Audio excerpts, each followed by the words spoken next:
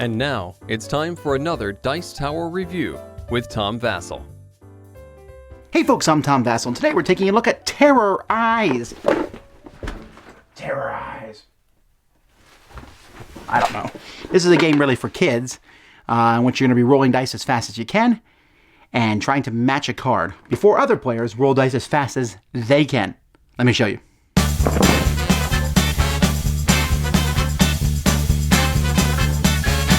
The goal of this game is to get 3 eyeball cards. So an eyeball card is going to look like this here. It's going to show this monster's face with 3 eyes in it. And you are going to need to put those eyes in to match the way that looks. Each die shows one of the different sides of the eyeballs. Sometimes there are eyeballs missing. Let's find one of those. You'll see there's all kinds of 3 eyes. This monster has, let's see, all these guys have 3 eyes. Here's a guy with only 1 eye.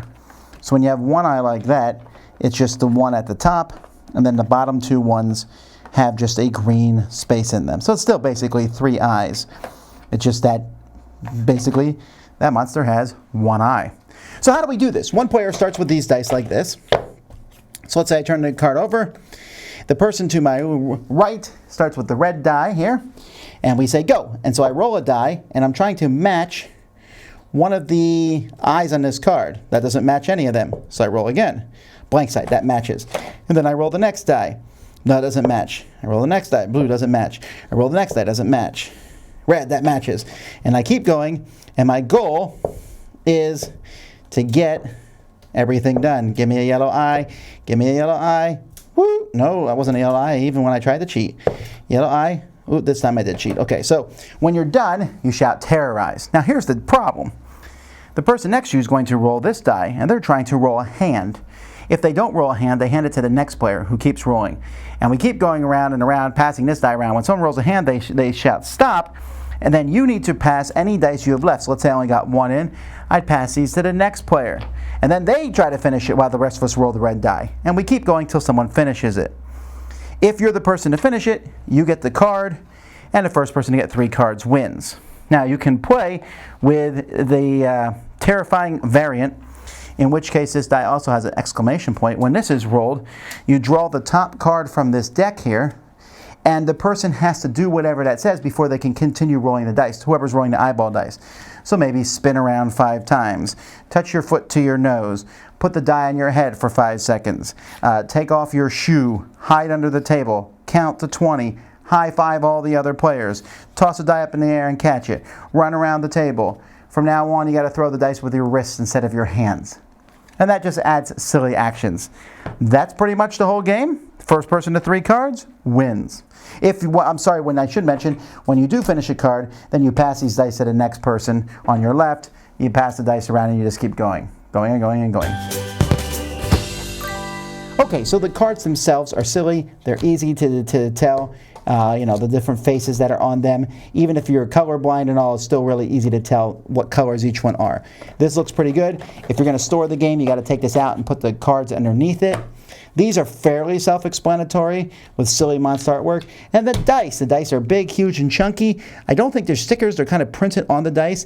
We've rolled these a lot, and they haven't worn off yet, so that's a good thing. It is kind of weird that the red die is such a smaller die than the rest. But overall, especially since this game's going to be played with kids, good quality components. Well, this is for kids, right? This is a game, I mean, adults could play this, but it's really for kids. I'll tell you what, though, if you're playing with kids this game, it's not that simple.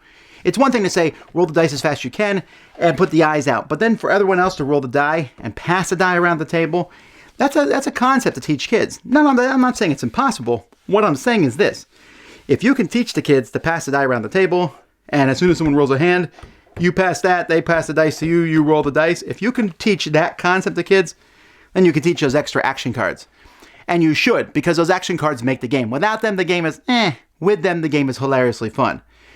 Not so much for big old dad who has to get up and run around the table or go under the table. They do realize people are huge, right? But for kids, we played the one where you had to count to 20, and because like 1, 2, 3, 4, 5, 6, 7, 8, 20, go to the next person, and they had so much fun. In fact, I was kind of disappointed that there was only 10 action cards in here. You think that there could have been thrown in 20 more because the kids really liked the actions. Although some of the actions like throwing the die up and catching it, that's a far cry from running around the table or spinning around 5 times and then getting vertigo. Again, game for kids, but good quality components, a lot of fun. If you have kids, this one says 5+, that's really good, 5 to 12, I think. Really going to enjoy this one, TerrorEyes. Dice Tower Judgment, approved for kids! Thanks so much for watching the Dice Tower videos. Find more great videos and reviews, as well as our top-rated audio podcast at Dicetower.com. You can also find other great shows at DicetowerNetwork.com. I'm Eric Summerer, and you've been watching The Dice Tower. The Dice Tower is sponsored by Cool Stuff Inc., where you can find great games for great prices. Cool stuff in stock. Check them out at CoolStuffInc.com. Shut the door.